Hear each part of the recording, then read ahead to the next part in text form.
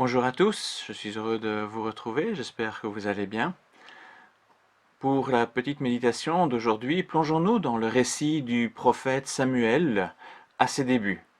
Cet enfant était un cadeau du ciel donné à Anne, sa maman, qui avait pleuré sa souffrance devant Dieu de ne pas avoir d'enfant, et le Seigneur avait entendu sa plainte en lui accordant un fils.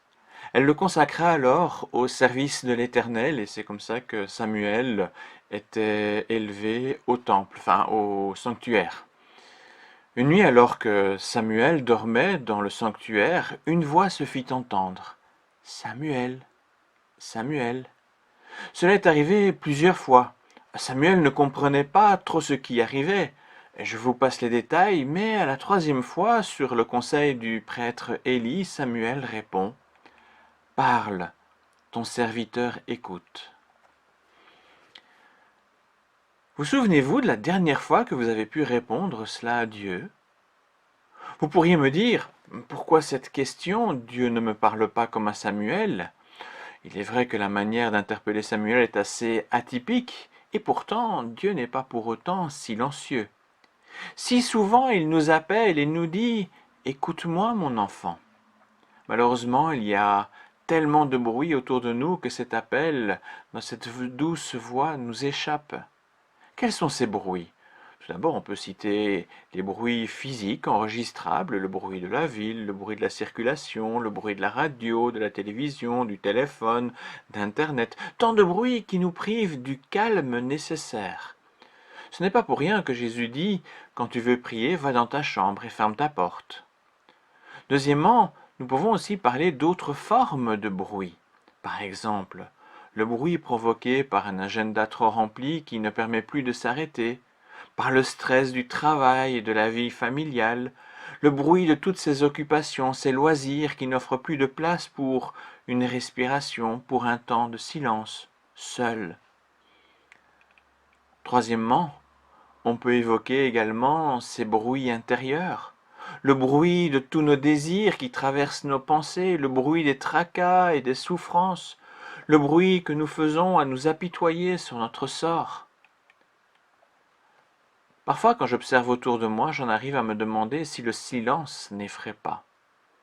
On ressent l'angoisse de se retrouver seul dans le silence, la peur de revenir à l'essentiel et de se rendre compte de toute la futilité de l'agitation de notre vie.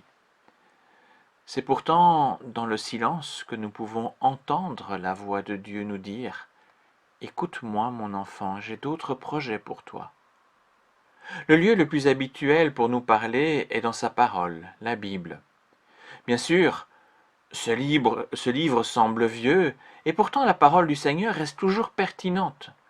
Quand nous ouvrons notre Bible, mettons-nous au calme, à l'écart de tous ces bruits qui peuvent nous distraire, y compris ces monologues intérieurs qui accaparent nos pensées. Arrêtons-nous un instant dans le silence, et avant de lire, ayons cette courte prière. Parle, Seigneur, ton serviteur écoute. Ouvre mes oreilles de sorte que dans ces lignes que je vais lire, je puisse entendre ta voix. Dans son amour, Dieu est fidèle pour ne pas nous laisser dans un silence angoissant. Qui le cherche de tout son cœur peut être rassuré, assuré de le trouver. Dans ces moments à part, ces temps privilégieux, Dieu vient à notre rencontre et il parle à notre cœur. C'est là que nous entendons le mieux sa paix, cette paix dont nous avons besoin. C'est là que nous découvrons toute l'étendue de son amour, cet amour dont nous avons besoin. C'est là qu'il nous révèle ses projets et ses promesses, les bénédictions et l'espérance dont nous avons besoin.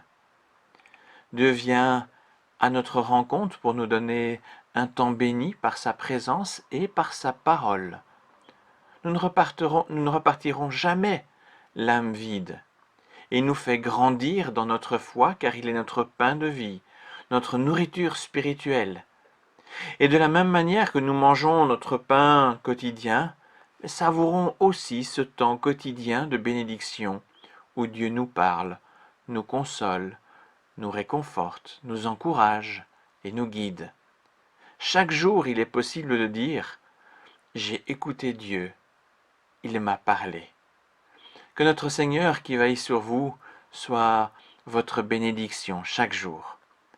Merci pour votre écoute et à bientôt.